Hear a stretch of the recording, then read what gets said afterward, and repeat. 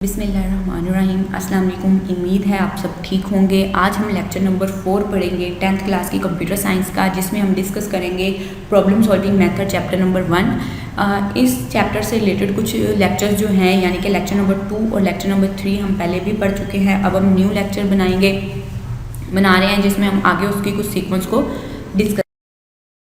Previous lecture में हमने क्या क्या पढ़ा था, तो सबसे पहले हमने लेक्चर नंबर 2 में जो पढ़ा था वो था हमारे पास प्रॉब्लम क्या होती है। फिर हमने पढ़ा था प्रॉब्लम सॉल्विंग क्या होती है। फिर हमने पढ़ा था प्रॉब्लम सॉल्विंग मेथड क्या होता है। प्रॉब्लम सॉल्विंग मेथड में हमने पढ़ा था कि इसके 9 स्टेप्स होते हैं। उन स्टेप्स को हम चेंज नहीं कर सकते, वो जिस सीक्वेंस से चल रहे होते हैं हम उन्हें उन्हीं सीक्वेंस से चलाते हैं, क्योंकि एडवांटेज डिसएडवांटेज और लिमिटेशन जैसे जो टॉपिक होते हैं आप उनकी सीक्वेंस बदल सकते हो। ये मेथड्स हैं, किसी मसले को हल करने के कुछ स्टेप्स हैं जिनको आप तब्दील नहीं कर सकते। लेक्चर नंबर 2 में ही हमने डिस्कस किया था प्रॉब्लम आइडेंटिफिकेशन, कि आप किसी मसले की शिनाख्त किस तरह से करते हैं। ये हमारा लेक्चर नंबर 2 के टॉपिक थे चारों। लेक्चर नंबर 3 में हमने जो डिस्कस किया था वो हमारे पास था स्पेसिफाई द रिक्वायरमेंट्स के रिक्वायरमेंट्स की स्पेसिफिकेशन क्या होती है। मतलब यूज़र आपसे अपनी जो ज़रूरियात है उसको किस तरह से वाजिया करेगा, वो यहाँ पर था। या अगले टॉपिक मतलब लेक्चर नंबर 3 में हमने जो अगला टॉपिक पढ़ा था वो था एनालाइज द प्रॉब्लम या एनालिसिस द प्रॉब्लम, यानी कि बड़े मसले को छोटे छोटे हिस्सों में तकसीम करना। ये हम लोग अपने पिछले 2 लेक्चर्स में पढ़ चुके हैं। इस लेक्चर में हम जो डिस्कस करेंगे वो हमारे पास है design algorithm and draw the flow chart. ये 2 टॉपिक हैं। इस लेक्चर में हम इन्हीं 2 टॉपिक्स को ब्रीफली एक्सप्लेन करेंगे, खुलकर भी इनकी वजाहत करेंगे। सबसे पहले हम इसके बाद आने वाले लेक्चर में हमने जो टॉपिक पढ़ने हैं वो है write a program and coding, उसके बाद test and debugging the program, उसके बाद हम पढ़ेंगे इम्प्लीमेंटेशन द प्रोग्राम, उसके बाद हम इसमें पढ़ेंगे किस तरह से आप अपने प्रोग्राम को मेंटेन और अपडेट रख सकते हो। इसके बाद हम पढ़ेंगे किस तरह से आप डॉक्यूमेंट्स रेडी कर सकते हो अपने किसी भी प्रोग्राम की। आए अब हम पढ़ते हैं design and draw the flow chart होती क्या है। चले आए अब हम पढ़ते हैं हमारा जो चौथा स्टेप है वो है design algorithm and draw the flow chart. यहाँ पे हम पढ़ेंगे कि यहाँ पे 2 टॉपिक हमारे पास आते हैं। एक होता है डिज़ाइन फ्लो चार्ट, दूसरी होती है ड्रा द फ्लो चार्ट। वैसे तो फ्लो चार्ट हमेशा एल्गोरिदम की ही बनाई जाती है, लेकिन इन टॉपिक्स को हम अलग अलग करके डीपली डिस्कस करेंगे कि ये होते क्या हैं। तो डिज़ाइन एल्गोरिदम क्या होती हैं पहले भी बता चुकी हूँ कि ये हमारा चौथा स्टेप है। किसी भी मसले को सोल्व करते वक्त हमारे पास जो चौथा स्टेज था वो था डिज़ाइन एंड एल्गोरिदम। इसमें हमने एल्गोरिदम बनाते कैसे हैं या एल्गोरिदम होता क्या है। एल्गोरिदम होता है सीक्वेंस ऑफ स्टेप, के आपके पास कुछ सीक्वेंस ऑफ स्टेप्स हैं, आप उसको एक कॉपी पर, एक पेज पर, किसी कंप्यूटर में आप उसको स्टेप बाय स्टेप लिख लो। ठीक है, जैसे अगर यहाँ पे एल्गोरिदम बनाने की एग्जाम्पल दूँ तो मैं एग्जाम्पल देती हूँ एक चाय बनाने की। चाय बनाने में हम क्या क्या करते हैं, जैसे मैंने सबसे पहले बर्तन उठाया, उसे धोया, उसमें चीनी डाली, उसमें पत्ती डाली, पानी डाला, उसको जोश दिलाया। जोश दिलाने के बाद मैंने उसमें दूध डाल दिया, वो उसने जोश दिलाया तो वो चाय बन गई। चाय बनी तो मैंने उसे कप में डालकर सर्व कर दिया। तो वो क्या था, मेरे पास एक छोटा सा एल्गोरिदम था चाय बनाने का। अब एल्गोरिदम हमें बनानी कैसे चाहिए, एल्गोरिदम डिवेल्प कैसे करनी चाहिए। तो एल्गोरिदम हमेशा उन प्रॉब्लम्स की डिवेल्प होती है जिनका एक फिनिट लिस्ट हो, एक एंड हो, किसी स्टेप का कोई एंड इख्तिताम है तो उसकी आप एल्गोरिदम डिज़ाइन कर पाते हो। फिर उसके बाद हमें ये भी देखना चाहिए, ये भी चीज़ वेरीफाई करनी चाहिए कि हमारे पास जो एल्गोरिदम है या एल्गोरिदम जो हम बना रहे हैं तस्दीक कर लें कि ये किसी मसले को हल करती भी है या नहीं करती।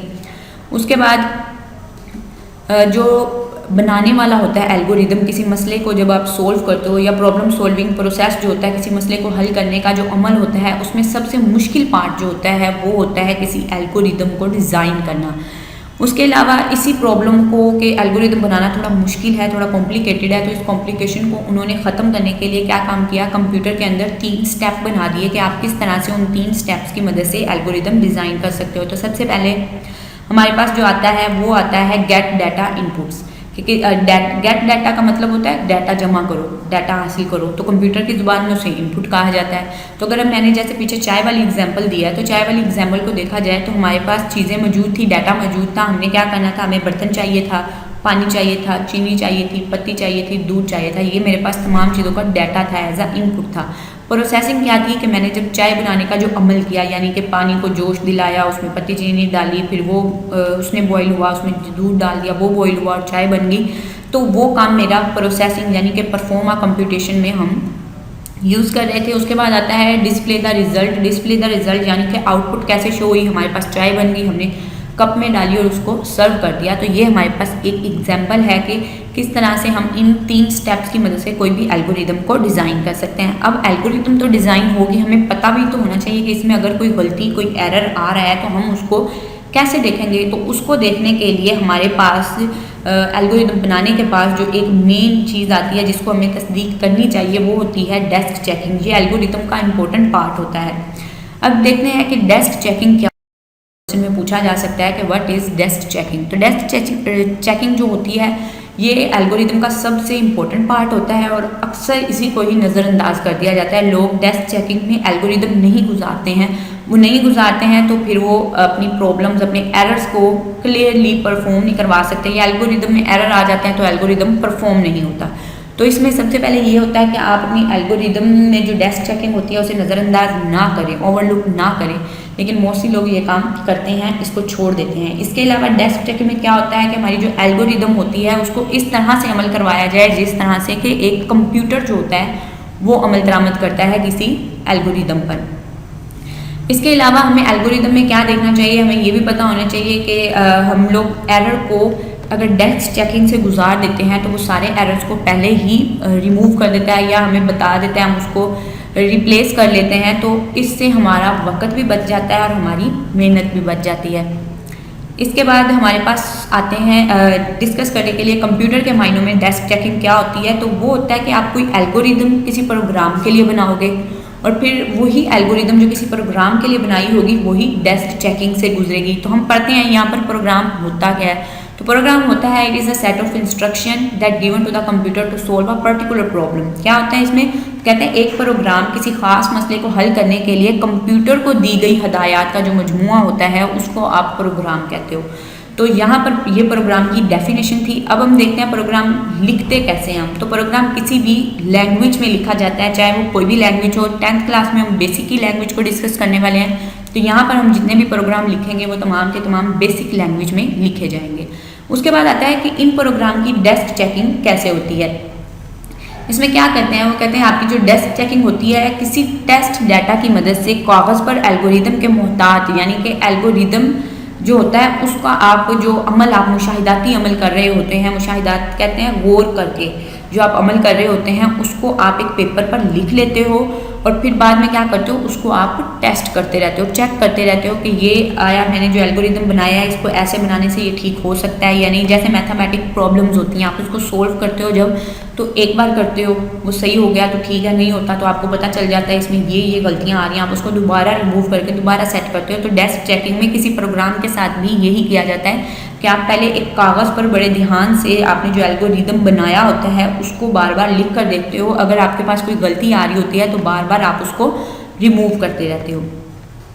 फिर इसके बाद डेस्क चेकिंग में क्या होता है, वो कहते हैं एल्गोरिदम जो होता है इसमें वो कहते हैं एल्गोरिदम को, अब पीछे हमने पढ़ा कि आप पेपर के ऊपर एल्गोरिदम को बार बार बना कर देखते हो। कैसे बनाते हैं, तो आप इसमें एक चेंजिंग कैसे करते हो। तो एल्गोरिदम के अंदर आप मुख्तलिफ किस्म की जो कीमतें होती हैं वो इनपुट की शक्ल में बार बार एंटर करते हो और फिर बार बार देखते हो कि अगर इसका रिजल्ट आएगा, इसकी आउटपुट आएगी तो वो हमारे पास क्या आएगी, आप बार बार उसको चेक कर कर देखते हो। हमारे पास पहला मरला हमने जो मतलब अपने 4 स्टेप को जो हिस्सों में डिवाइड किया था वो उसका जो 20 स्टेप हमने बनाया था। पहला था डिज़ाइन एल्गोरिदम, दूसरा था ड्रा द फ्लो चार्ट। अब हम वो डिस्कस करने वाले हैं। ड्रा द फ्लो चार्ट जो है ये बेसिकली क्या होता है, इसमें आप ये दूसरा मरला होता है कब, जब आप एक डिज़ाइन को एक एल्गोरिदम को डिज़ाइन कर लेते हो। उसके बाद जो आपका नेक्स्ट स्टेप होता है वो आपके पास होता है draw the flow chart. Flow chart होता क्या है, फ्लो चार्ट आपके पास कुछ शक्लें होती हैं। आप यूँ कह लो कि ये आपका फ्लो चार्ट जो होता है वो दर हकीकत तस्वीरी शक्ल में एल्गोरिदम की नुमाइंदगी करता है। मतलब आपका जो एल्गोरिदम होता है उसको सैम्बल्स की मदद से ये शो करवाता है। अब सैम्बल्स कौन कौन से हो सकते हैं, हमारे पास रेक्टेंगुलर सैम्बल हो सकता है, आप यहाँ पर सर्कल को यूज़ करते हो, एरोस को यूज़ करते हो, वो तमाम चीज़ों का इस्तेमाल करते हुए आप एल्गोरिदम को डिज़ाइन करते हो। एल्गोरिदम में यहाँ पर आपका एक वर्ड है पिक्टोरियल रिप्रेजेंटेशन। पिक्टोरियल रिप्रेजेंटेशन का मतलब होता है दर हकीकत तस्वीरी शक्ल। तो दर हकीकत के मायनों में आप इस वर्ड को लेंगे कि कोई भी एल्गोरिदम जो होगा वो आपका तस्वीरी शक्ल में आएगा, उसको आप फ्लो चार्ट कहते हो। वो कहते हैं इसके अलावा फ्लो चार्ट क्या काम करता है, वो कहते हैं फ्लो चार्ट जो होता है वो किसी भी एल्गोरिदम के अंदर वो बताता है कि अब ये जो आप एल्गोरिदम बनाने जा रहे हो इसका फ्लो कहाँ पर जाएगा, किस सीमत में जाएगा, आप इसको किस तरह से शो करवाओगे, वो तमाम चीज़ें आप फ्लो चार्ट की मदद से एक्सप्लेन कर सकते हो। इसके अलावा हम मज़ीद के एल्गोरिदम क्या होती है, फ्लो चार्ट क्या होता है, इसके बारे में मज़ीद हम डिटेल में जो पढ़ेंगे वो इसी चैप्टर के आने वाले हिस्सों में इंशाल्लाह अलग अलग टॉपिक दिए हुए हैं कि फ़्लो चार्ट को एक्सप्लेन करें, मतलब डीपली एक्सप्लेन करें, और इसी तरह से एल्गोरिदम को डीपली एक्सप्लेन करें। ये अलग अलग टॉपिक आपको आपके चैप्टर में दिए गए हैं, तो हम वो तमाम की तमाम चीज़ें आपके चैप्टर में इंशाल्लाह डिस्कस करेंगे और इनको और मज़ीद डिटेल के साथ डिस्कस करेंगे।